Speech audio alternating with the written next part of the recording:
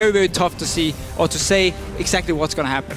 Yeah, and it really is not just hard to say with new patches in general, but with the week off too, we've had a lot of, the teams have had a little bit more time to like kind of read up and prepare. These pick bans are going really fast though. You can see there's a Sejuani taken away, a lot of speculation that not only is it already a strong pick prior to this patch, now it's especially strong, especially with Diamond. Yeah, I think Sejuani is going to be the best tank jungler and really one of the strongest jungle picks in the current meta.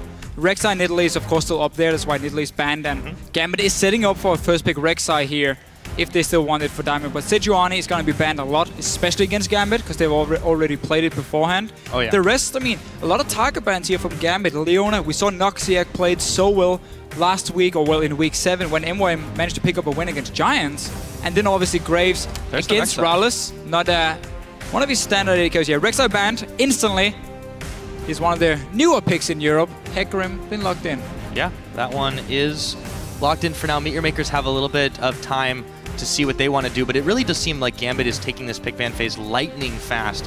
There's that hover for the Viktor. Kori did have a game on it, wasn't incredibly impressive. True. Well, against Fnatic, yeah. Yeah, I mean, it's true. It was against a very tough team, admittedly. The entire team kind of fell apart, but Viktor is a very tough champion to play if there's so much focus on you as the mid laner, because he's so immobile in that lane. He's very easy to gank, and that's exactly what Fnatic did against MeetYourMakers. So I'm not sure they have to first pick it here. He's not a champion we've seen Betsy play. Either he's more the assassin style than Viktor straight up. So I wouldn't be surprised to see him change it and save that Viktor for later. Yeah, I think I agree there. MeetYourMakers definitely taking their time, but you can see, unless they change it up last minute, they're really thinking about this Viktor, and then of course what Horo's going to take. They do finally lock not only that, but the Olaf in for Horo. So we did speculate a lot about jungle picks, but this was one I don't think we really expected to see a ton more of. Just look at the pick and ban phase here. For Europe, this is very different. This is of course some of the top picks we've seen from other regions, like Viktor's been played a lot. It was IM, we've seen Kori obviously use it a lot as well. So it is a fantastic pick. But Hecarim as well is not a champion we've seen too often here in Europe. I still think it's a bit of a flex pick. Gambit could put in the jungle as well for Diamond if they want a different top laner for Cabochard, but we can talk more about that later once we see the pick coming in from Diamond. So Gambit goes ahead, they take the Lulu and the Sivir. That's a little bit more normalcy for us, but the Lulu also a flex pick too. As you mentioned, Betsy's is still a little bit more of the assassin-focused player, but we have seen a number of mid-Lulus so far this season. Yeah, and I feel like these two picks are more takeaway from MYM. You're looking at the lineup and say, well, they have an Olaf. We don't want to give them Sivir with the ulti. We don't want to give them the likes of a Lulu for speed up Olaf so he can just go crazy on our backline here. So by taking all this mobility away, you more set up for you. We'll see Pinoy here. He's always in a good feeling mood. Confident. Always. But we see Gambit here on their setup here, on their lineup. They have the ability to kite from the Olaf with the extra mobility or the movement speed. Or what they can do as well is they can turn around and say, we're going to ignore you and we're going to dive your backline instead. We got the Hecarim, we got the Sivir with her ulti, and we can get very, very fast towards MrRalleZ, who's just picked a very immobile AD carry. He's going to be the target for Gambit with these first few picks. Yeah, the Kog'Maw, it's a little bit risky here, and you see there's so much mobility and chase already on the side of Gambit. A lot of speed-ups, self-speed-ups, and team speed-ups. If they don't properly frontline, and they don't really have a full tank right now on MeetYourMakers, MrRalleZ is going to have a really tough game. I mean, they do have Olaf as the big tank, but Olaf doesn't really fit in too well if you want to protect your AD carry. Because he doesn't really offer any protection himself. All he does is dive the enemy backline. Like, that's what he does. So he's going to look at like the AD carry and say, okay, let's one-on-one. Here we go. But it's a Sivir too. I mean, exactly. That's the point. That should be able to get away from him. Well, even as a champion, just by popping her ulti, she's done enough almost for her team to at least get to the backline of MeetYourMakers. So I don't really understand Olaf together with a hyper carry and a Viktor. In this sense, I would have preferred a jungler adds a lot more CC to the table to really just peel backwards. Gonna be the jungle Hecarim. Full assassination. Yeah, jungle Hecarim. We've got the top Kennen, and we've got the Diana. We're starting to see a little bit more of those. Really like it. This is a very aggressive composition. Diana is a very, very good pick. Came a little bit tricky against Viktor early on in the laning phase, but you start flasking 3 potions, so you should be able to sustain through it. Get to your level 6 point, and then you just dive Viktor. You knock him back, and the Hecarim comes in, and that's a dead Viktor nearly every time. Gambit, very standard for them. Fantastic team fight. A lot of AoE wombo as well. Hecarim, Kennen coming in. MrRalleZ, if he does not position himself perfectly, and he does not have the help of Noxiak in these fights, he's gonna die very, very easily. And again, that's where this Olaf is not really gonna offer anything. You could have talked about a Zac, a Nautilus or whatever, if you wanted more CC to peel for your hyper carry and for your Viktor, because MYM have very mobile carries, which is gonna be the targets against double tank. So it's gonna be some tricky fights for them. Gambit has so many options of getting to the backline to MrRalleZ and Kori, and not a whole lot to protect him from MYM's side with this Olaf pickup. Yeah, I agree. It's a little bit strange, a little haphazard, I feel. I'm curious to see what they do in lane with the Nami, especially, because there's going to be a decent amount of poke, but I mean, yeah, Gambit, they can be very aggressive. They can end the lane phase early if they want to.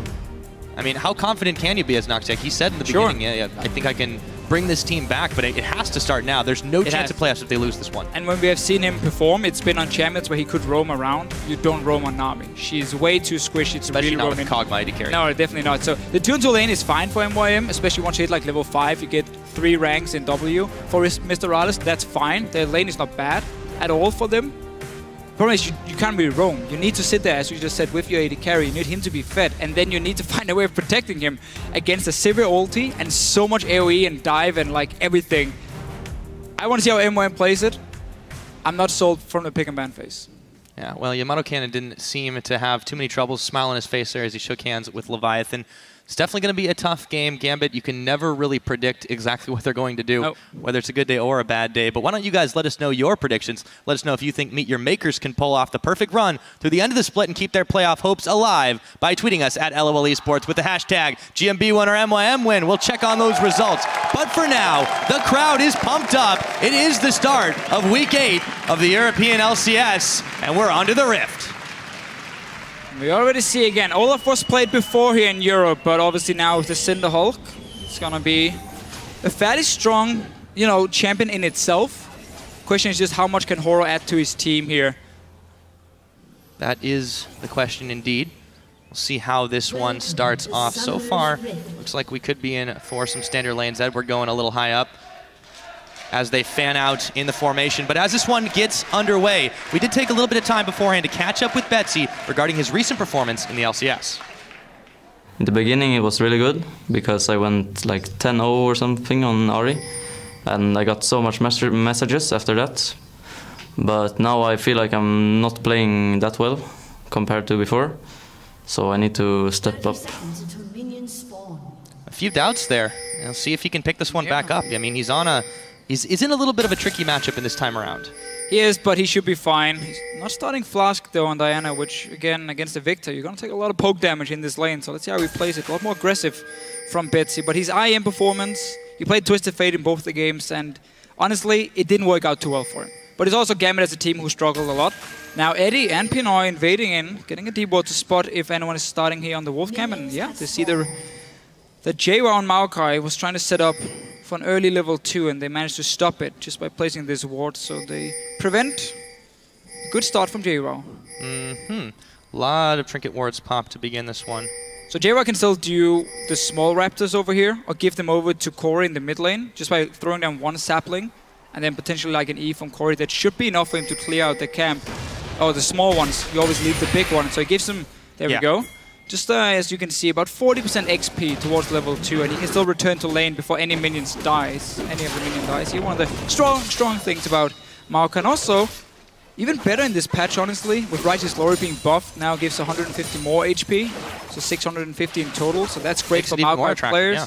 And also, it is a good pick into Kennen, because you got your ulti to counter his ulti, and at the same time, if you can engage on the Kennen, he will never get to your back line, and you can simply lock him down with the Maokai. So I like that pickup at least by MYM. Yeah, we'll see how that matchup does go on. For the time being, though, we're going to take a look at the middle and the bottom. Betsy taking a little bit of abuse from Kori to start this one off. He is returning it back with a couple of those crescent strikes, but still, could be some trouble for him going on forward. Yeah, we see he plays the lane early on here. He really want to push it into the tower. Again, he's not running Flask and Potions like we normally see in Diana. In the mid lane, instead, the Doran's Ring. So it really tells me he's going to play so aggressive, and that means Diamond has to be nearby to protect him. Olaf is... To be fair, Diamond can be nearby all the time. Yeah, that's true. He's on Hecarim, so he has a lot of mobility here. He can really move around fast, but we can see Betsy just keep pushing the lane. Olaf prefer normally to sit and farm to level 6 to get your Cinder Hulk and you become a bit tanky. But you can go in and punish her down as she's immobile, land one axe, she's slowed down. And then Kori can deal a lot of damage. Yeah. See bets again, he's pushing into lane. He's trading okay right now. And meanwhile, on the bottom, it was for a while. They were pushing in pretty hard too. Pinoy and Edward were making it a little bit rough for MrRalleZ, but he has caught up on some farm. Horo down in the bottom, going to be taking his own blue buff a little bit slower to clear these things out.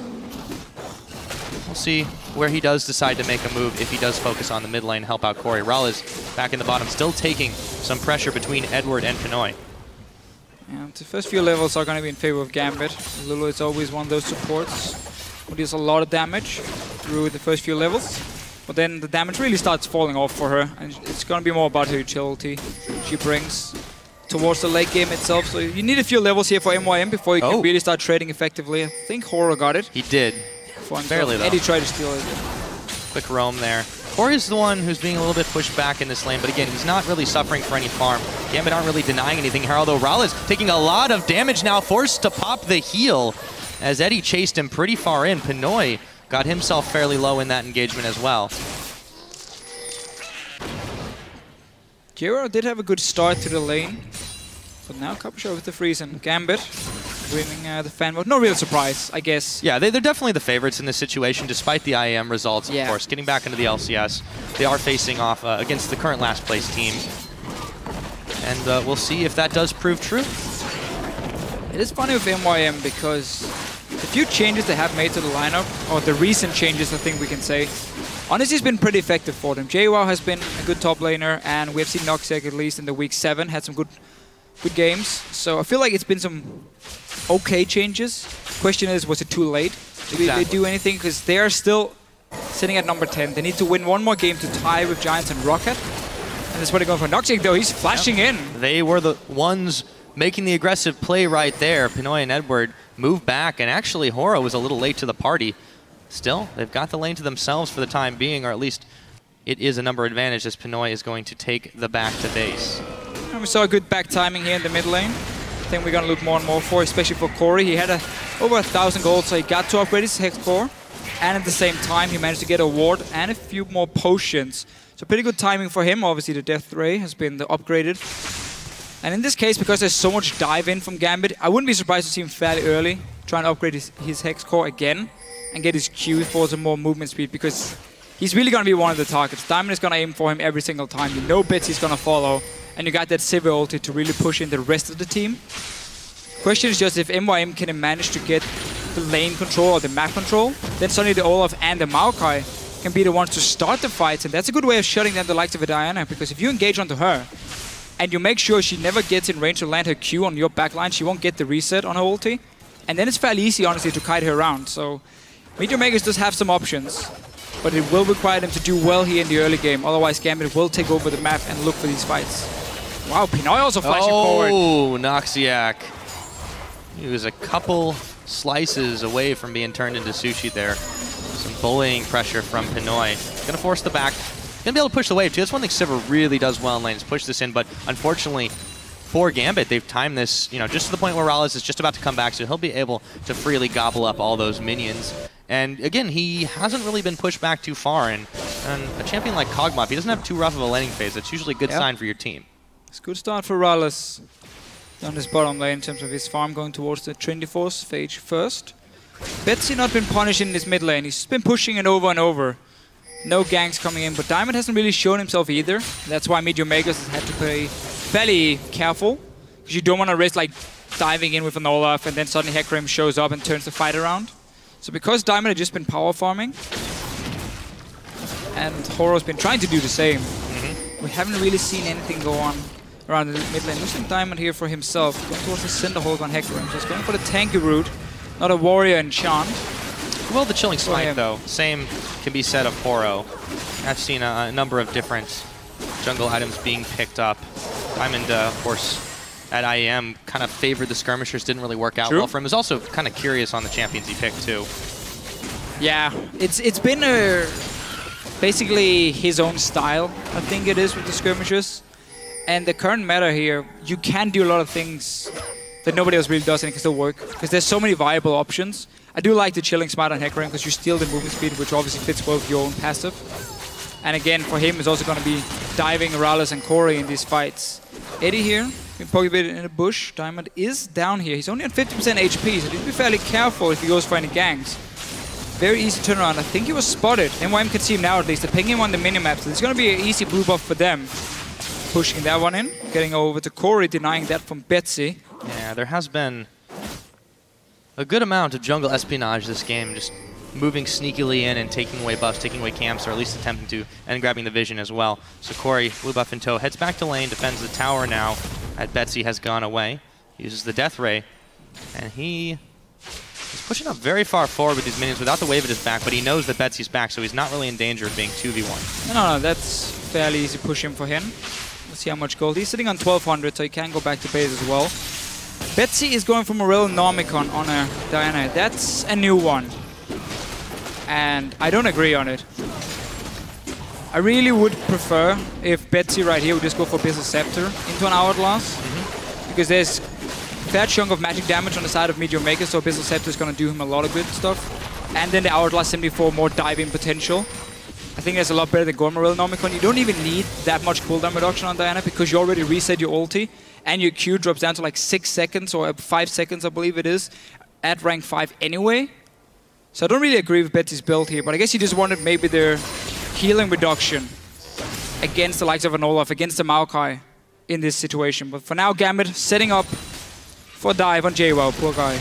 Yeah, see if he can make like a tree and leave. I don't think it's gonna happen because in comes Diamond, Cabochard, Betsy around the side. He's gonna force the flash out. He's surely gonna go down, but will it be Betsy going with them? That's first blood. A lot of tower shots tanked, but Gambit get that one and they get out. MYM will respond with a dragon.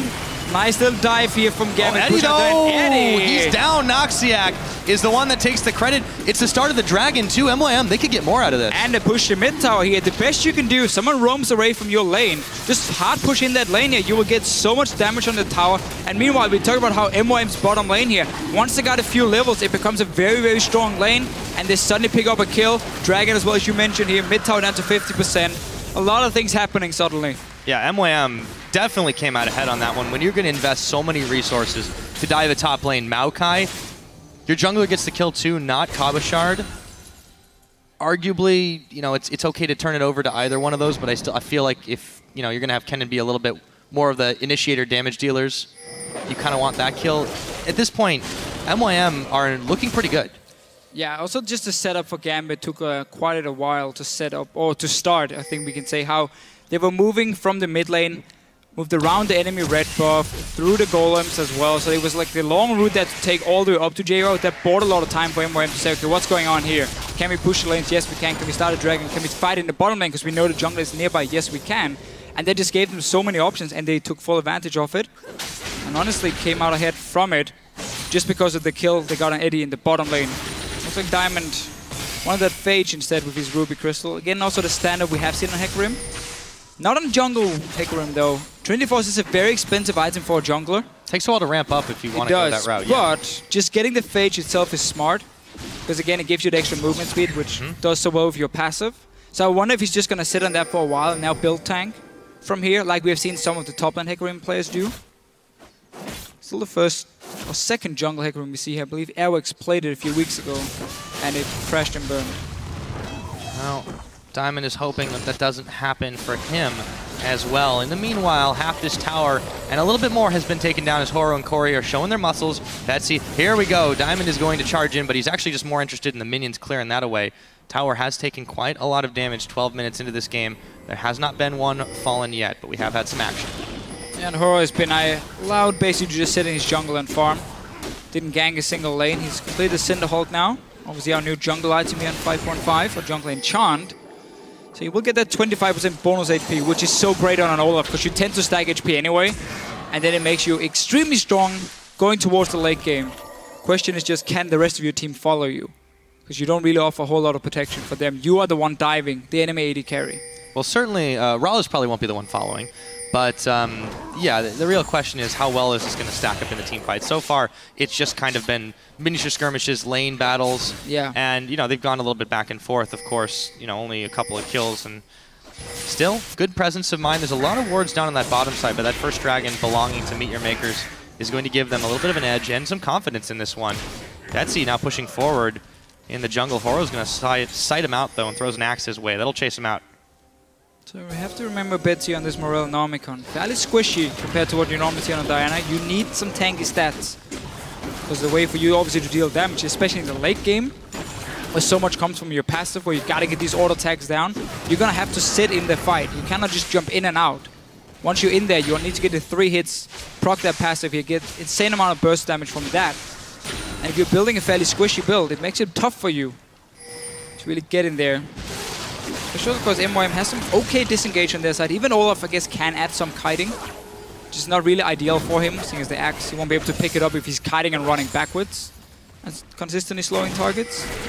And we see how, as we mentioned earlier here with Kori, how you can get your second upgrade on your Hex core fairly early if you need to peel for yourself, which you will be doing in this situation. So he already upgraded the second one and obviously gone for Q.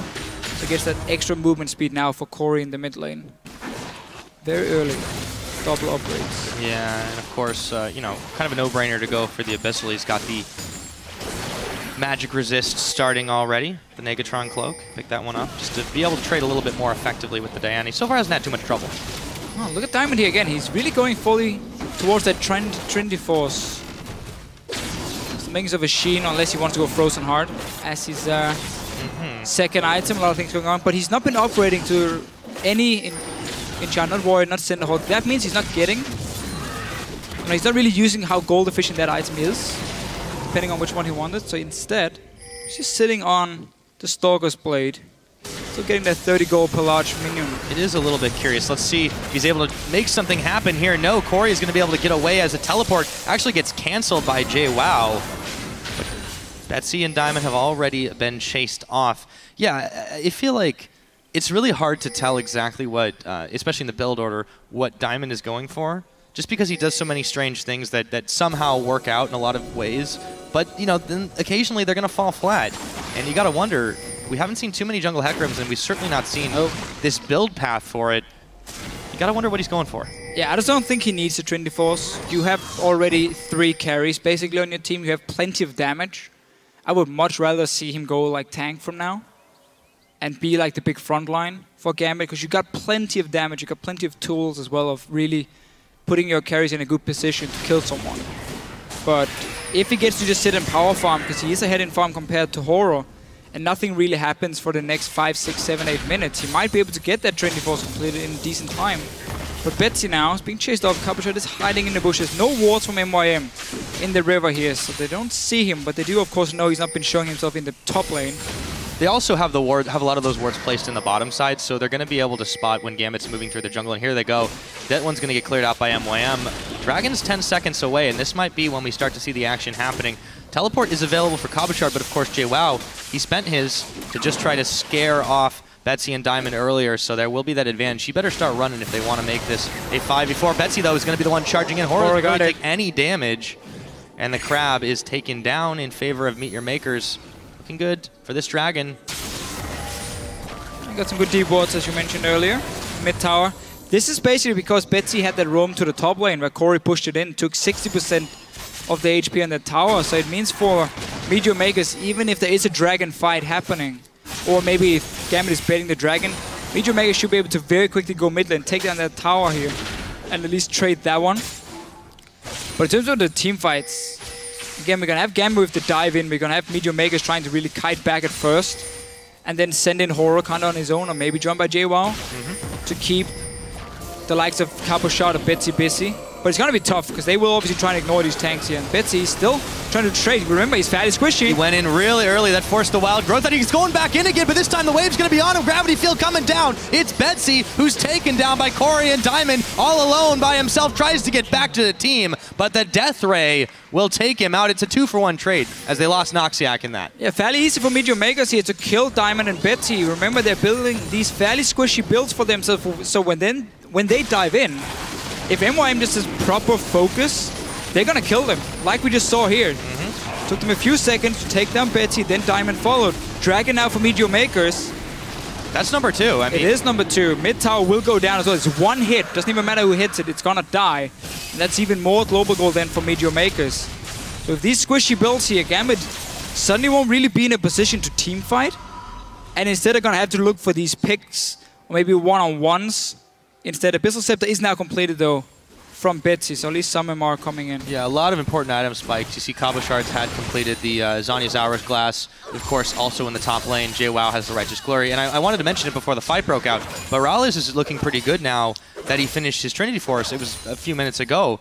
I feel like this is the Trinity Force spike, especially on a champion like Kog'Maw, is even more important than, like, you know, say completing the Infinity Edge, just because if you can sufficiently protect him, which so far hasn't really been an issue, it just gets really, really irritating for Gambit to just try and deal with running into a hail of, you know, everything, the Bioarcane Barrage, etc., etc. Yeah, gives a lot of good stats for him for sure. Also makes him one of the hyper carries who can perform pretty well in the mid game. Not like a Caitlyn who is good early, then terrible mid game, and then obviously strong again in the late. Horo, he's just back to farming. Giant Build picked up. Really trying to use the Cinder Hold, 25% bonus HP passive. Currently it's giving him about 200 extra HP on this Olaf. They're gonna have to need a Locket though on MYM side against Diana and Kennen for extra protection. And obviously we mentioned how Maokai on this patch is even better with the Righteous Glory buffs. It's already been picked up for Jwaow. So a lot of tools here for MeetYourMakers to either kite the fight to try and engage in. Obviously Viktor is one of those champions when he's running Ghost and Flash who can follow and really add him. Oh. Diamond now, he's going for Kori. Yeah, he runs right through the gravity field. Kori could be in some trouble. He's going to Flash and Ghost to bail out away. A couple of summoners blown. And that pink ward still lives. If you want to go into the enemy jungle and clear a ward, have your friends near you so they can help you. Instead though, Cabochard, Jwaow, they're trading. Horo is in the push up here. Not spotted by Cabochard. He does have Flash ready, however. Uh-oh. CV has to use it. He's got to see notifications. They're tingling. No! The axe lands right in his face, and he's going to have to Lightning Rush and Flash, but Horo still thinking about chasing. He backs away after the Ragnarok was blown. Still, a summoner utilized in all of that. MYM really on the aggressive so far. I like it. I like to see a team like MYM. Yes, okay, they're number 10 in the standings, but they've not got a ton to lose, I suppose. As we mentioned, with these new changes, it feels like they got a bit of a kick in the butt. And they're like, hey, we can make plays. We are good players here. We don't have to just sit back and wait 20 minutes and then we can say the game is over. No, we can honestly go in and we can challenge you. The two dragons, perfect setup. First one because there was a dive obviously in the top lane from Gambit. Second one because Gambit dove in with two fairly squishy champions at that point. Died. Second one to MYM. Mid tower is still really, really low. Nobody's really walked in there to kill it yet. Kori won't be able to either now with double summoners being blown. It's an investment to Deficio. They're gonna knock it over whenever and then realize the return. I really think Kori's he's regretting going for that pink ward in the jungle of Gambit when he had no friends nearby, had to blow both the summoners, meaning he has to be a bit more careful. Now Betsy, once again going towards the top lane, the pink ward will spot him. Gonna realize that one. You can see Jwow's already backed sufficiently away. Kori should just take the mid lane here. Yeah, he's actually moving up top, but he's pretty low on mana here, too. And he's got the blue buff, so it won't be a problem in a minute. But Cabochard's set to take the turret down. He does.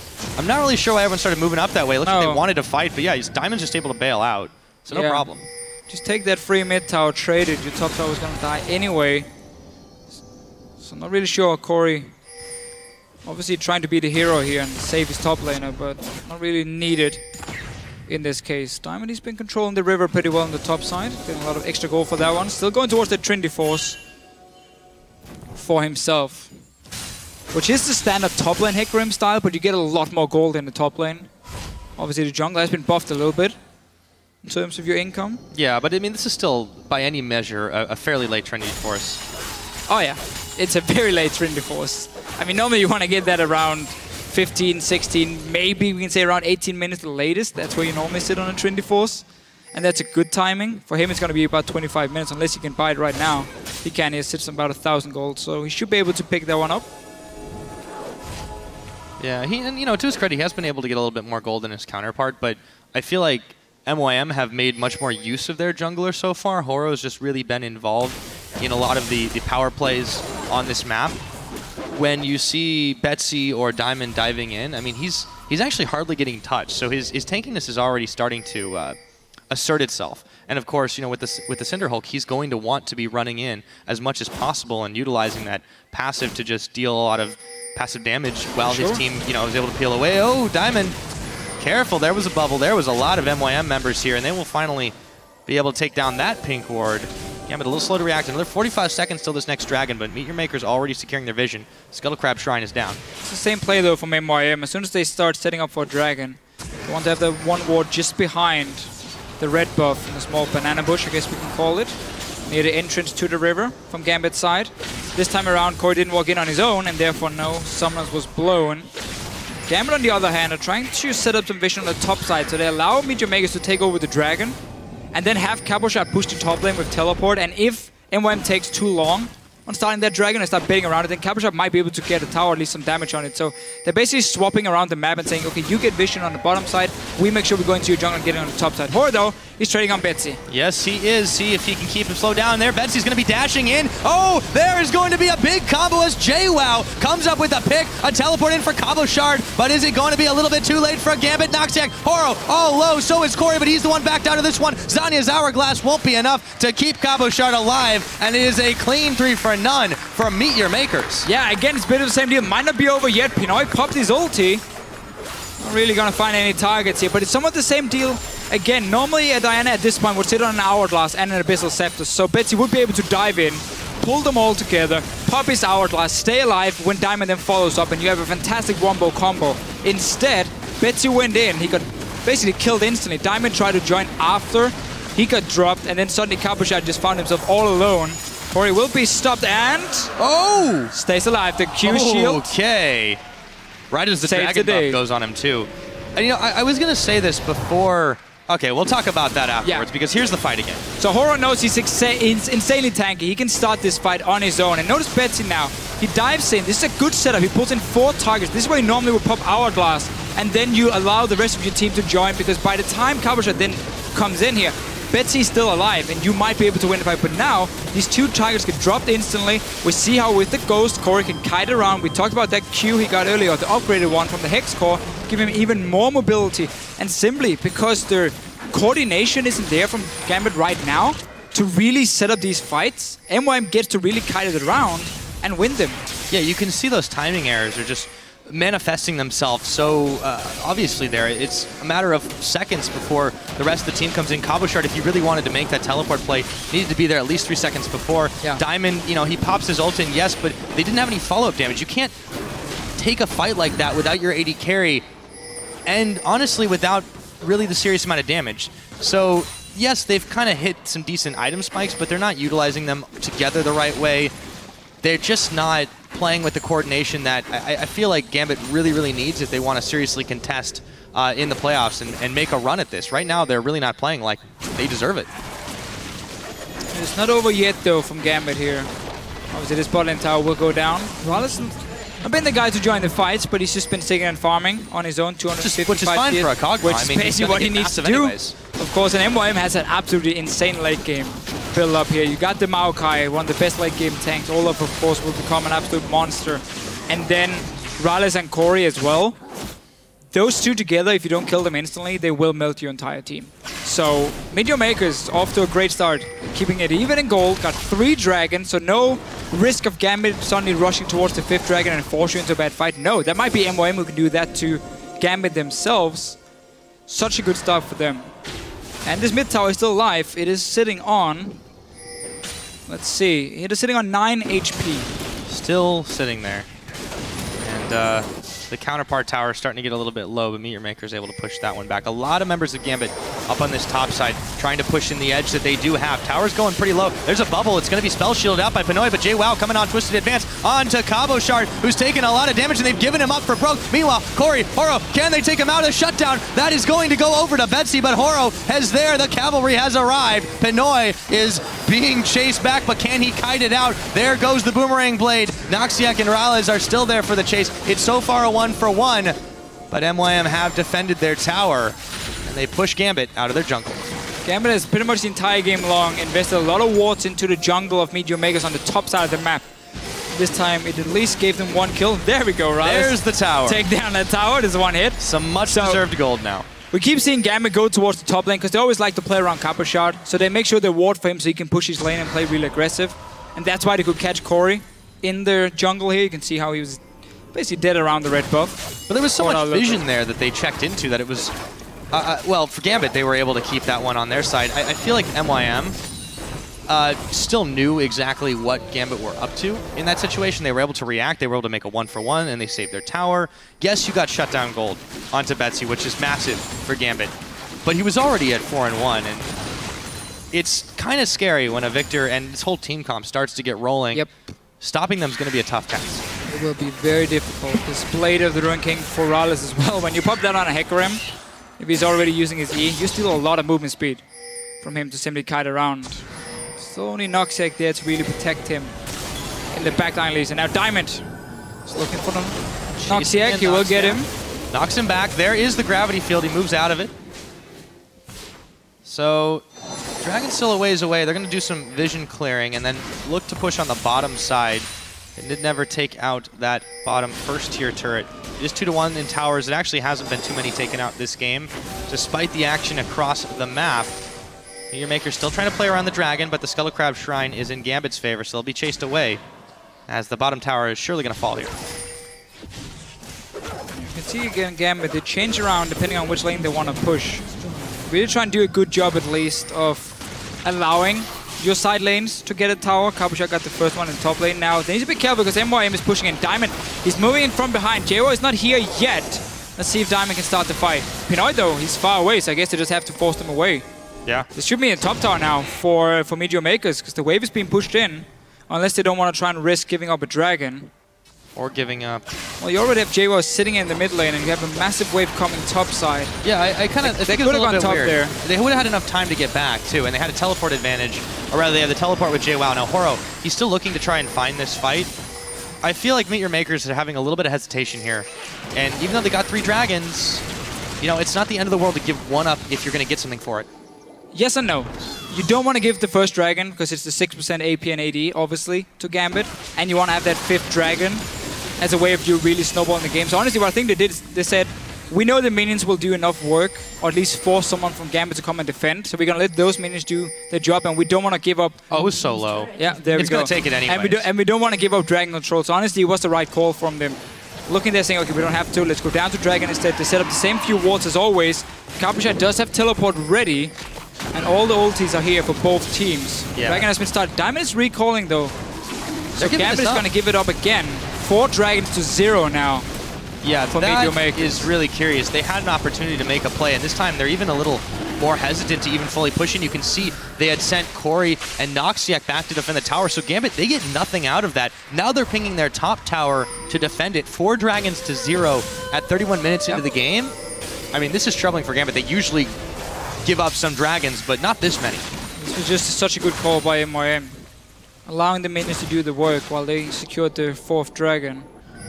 And they might even get back in time. There's nothing Gambit could do to push, because all the lanes have been pushed down towards them, so there's no opening to try and trade for a tower. So really good shot calling here. I think that's been a problem for MeetYourMakers all split long, has been the decision making, the shot calling. Looks a lot better in this game here at least for them, and now we can see how Kori has fully upgraded his Hex core. Currently giving him 156 AP and obviously get his W and his ulti to travel a bit faster. Yeah, despite the individual, or on top of the individual performance being, you know, pretty good, which I feel like MYM have generally had, I really like the way that they're playing together and around each other as a team and grouping up, especially for these fights. You look at Noxiak, for example. He's got 100% kill participation on this Nami. He has been moving around despite the fact that MrRalleZ has been relatively safe. It's not been because he's been leaving him out to pasture. He's been moving quite a lot back and forth to try and defend every front that they possibly can. And as a result, MYM, I mean, this is why they're up this game. Because they've been allowed to. Yeah, that's true. Like, Gambit haven't really... No, I agree 100% on your point, but properly, I'll give you that.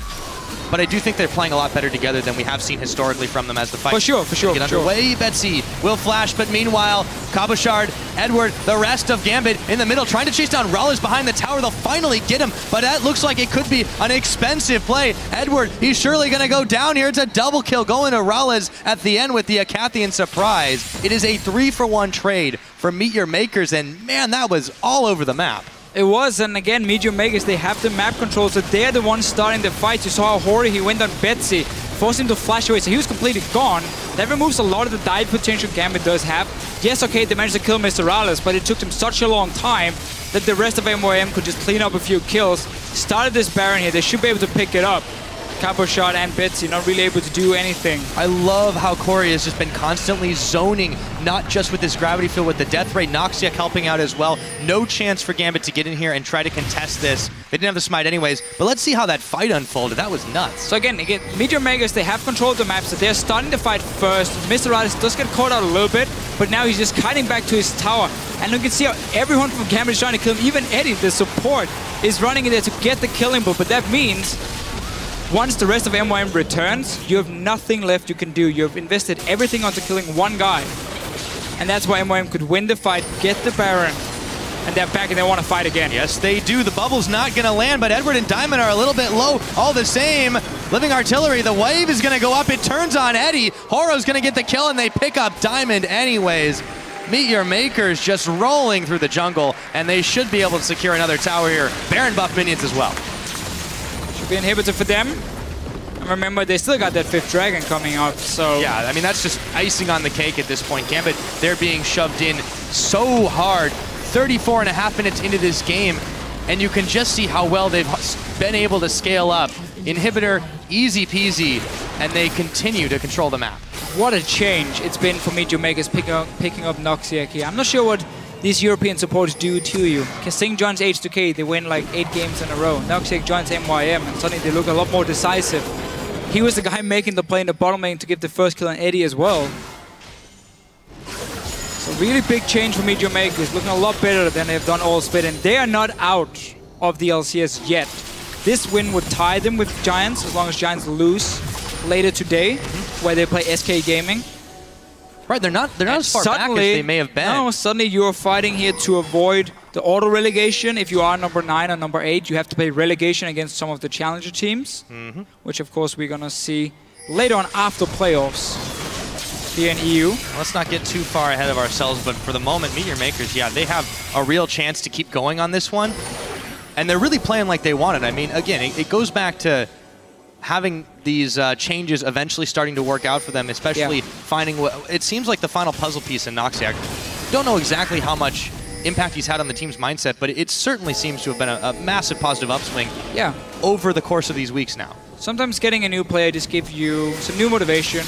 He may be coming in with, you know, some different views on how to play the game, some different calls. Well, and maybe play too. The playmaking has been there that it just wasn't previously. Sometimes just when you make a change and you start winning a few scrims, you get a lot more confidence and suddenly you start believing in what you're doing, despite being number 10 in the LCS. And that can be all you need. Pick up a few wins, end your losing streak, and then we see MeetYourMakers now. Should be able to take down Gambit with this lead. Dragon, 40 seconds. Diamond, though, he's looking to fight. Leading the charge in. It's Diamond, but do they have the damage to take him out? The wild growth to keep him alive, but not for long. Betsy, meanwhile, trying to deal it with Horo and Noxiak on the back. Cabochard in tow. A double kill coming in for RalleZ. It looks like they're about to get more. Betsy, isolated, gets a shutdown on Kori, but it's not going to be nearly enough. A 4-for-1. MeetYourMakers. Dead timer's at 50 seconds now, Deficio. They look like they might want to end. They're pushing in. They got a few minutes here. No super minions yet, but they're coming down from the mid lane. MeetYourMakers, they're looking fantastic today. They've been tanking turrets up too. Horo, are they going to do it again here? It's actually Jwaow that tanks it up. Cabochard, they're trying to push him back. Nexus turret starting to go down, but it might be a little bit too hefty for them to take just yet. Play it safe. So go back for now. You've still got 2 inhibitors on Gambit. And guess what? Dragon number 5 is looking pretty live right now. Yeah, go back to that dragon here. So you secure it. You got teleport ready for Jwaow. You can see how Gambit now is rushing out from the base. They want to try and stop this one. It's been started by MeetYourMakers now. Diamond should be able to get there in time.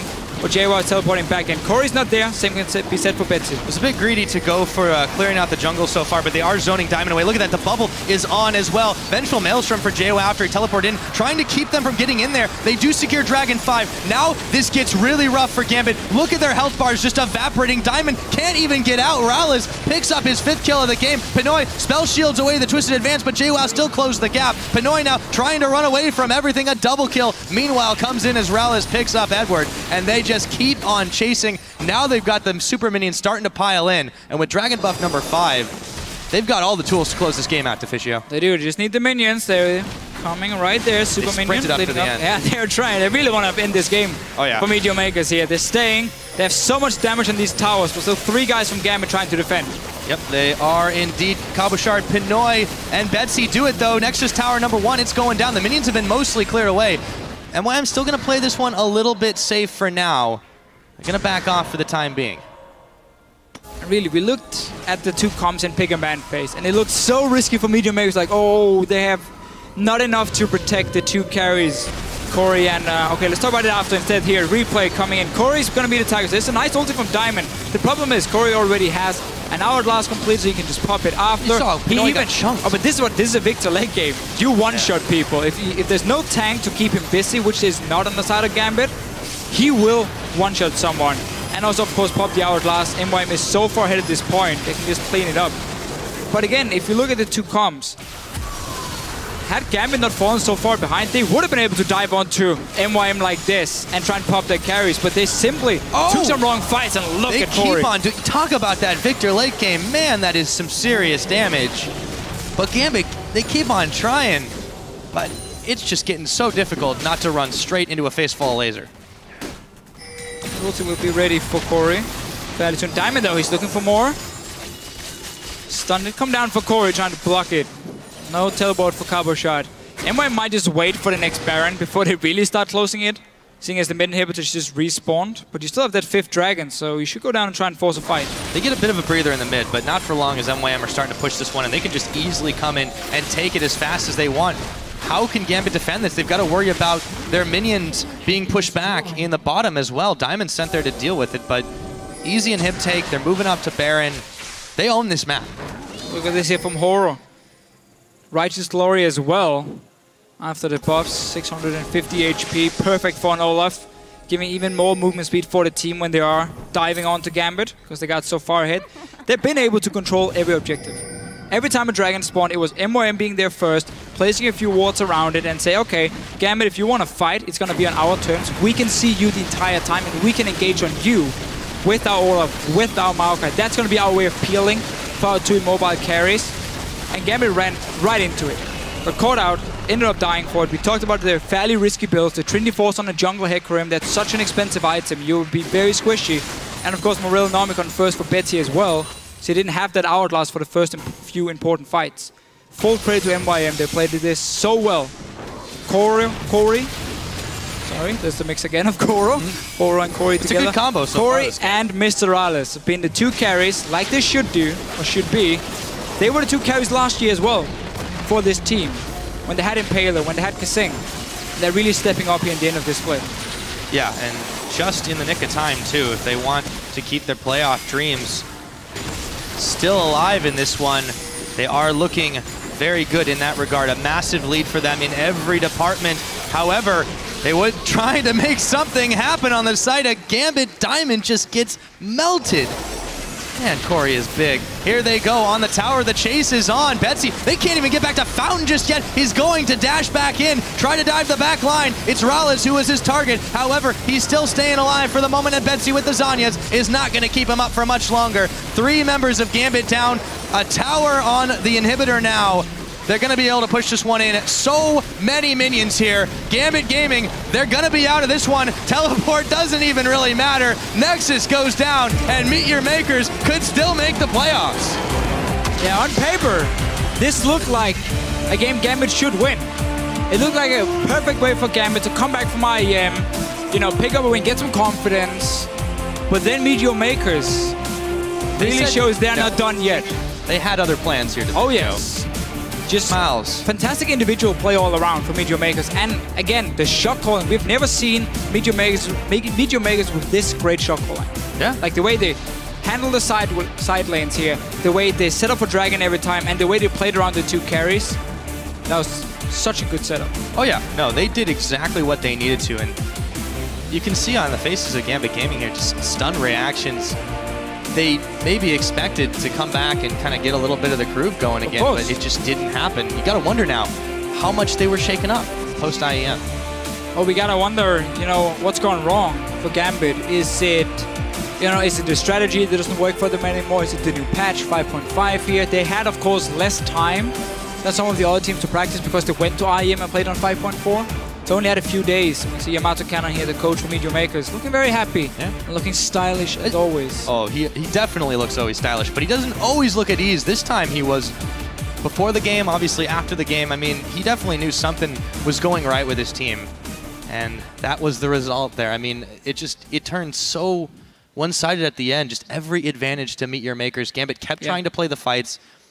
And, you know, we said at the Champ Select, it was a little bit really, really aggressive picks and the way they wanted to chase down kills. I feel like they just did not execute that the way they needed to, and that's where the risk comes in when you allow Kog'Maw to become gigantic, for example, and you allow a late game Olaf, a late game Maokai to just start spiraling out of control, basically, and then you can't really do anything to stop them. In the mid-game where Gambit was supposed to win the fights, that's where they didn't have the right items, and they took, again, a few fights where one guy would go in first, the rest would kind of walk away, and then they would engage kind of half-hearted. And that's again why MeetYourMakers was just simply on the same page in this game here and managed to punish Gambit for it every time. We saw Gambit, they keep putting focus on Cabochard. I think that's smart because you can see how it pays off for them. He always gets a tower, he always gets super fed. The problem is the rest of the team needs to be able to follow him in that case, and you cannot be caught out suddenly. Yeah, and they were out of sync. It was. Constantly. It was either the Kennen going in too quickly or the Hecarim going in too quickly. And then people just coming into... I feel like where it really started to unravel was that team fight, just upwards of the middle brush. And the late TP. Yeah, exactly. The late TP. Diamond came in a little bit after there was the initial engage, and it just kind of seemed like one hero melting, another hero melting, a third one, and it just kind of turned really sour for them after the fact. Also, never really even contesting the Dragons wholeheartedly. They kind of backed off when they had a chance. Simply because MYM was already there. They'd already set up walls around it, and you can never go face check. I mean, well, they weren't proactive enough to really do it. It was so strange. Like it was. They played the laning phase decently well, and after that, they just seemed lost. Still have to say for Gambit, they are sitting firmly, at least in the top half of the standings still. MYM, Unicorns of Love and Copenhagen Wolves are now getting closer to them. They're going to obviously play later today. Gambit needs to win 2 games to secure a spot in the playoffs. Indeed. So losing this one is not the end of the world for them, and it's obviously still the goal to get this top 6. Not only that, assuming, I believe, Rocket and Elements both lose, they are secure in their spot in the LCS. So for the time being, they're not looking that bad, but they do need a little bit of help so far. For MeetYourMakers, of course, you know, it's still possible technically for them to make the playoffs, but they're going to have a tough... to win a lot of games. They have a very tough road ahead of them, but, you know, still 3 games left for them. I mean, that was a really impressive performance. It wasn't just Gambit making mistakes. They played together like the way that they've really needed to all season. Yeah, again, we just saw so many new things for MeetYourMakers here. We didn't really think they could pull it off. Again, good decision-making. They played as a team. They really team-fighted so well, which is, I think, there's been a problem because there's been... basically, new guys kind of coming in and out. There's been so many problems. Mimer got benched at first, but Jwaow has stepped up. And of course, Noxiak in the support role has done really well. And it kind of lifted the spirit, it seems like, for everyone. And suddenly MrRalleZ is back to being one of the carries. A thing we didn't see him do for all split and some of last year as well, once he got all these support changes. Because remember, this is a guy who's now swapped support 5 or 6 times in his entire LCS career, a little over a year. So it's a lot of changes for him. And Kori, of course, on this Viktor, really showing why he's still so respected by EU mid laners. They still say he has fantastic mechanics. Oh, yeah. He showed him off It's just not worked for him with his team. Yeah. This time around, though, it definitely did. Now, that's enough for us, at least.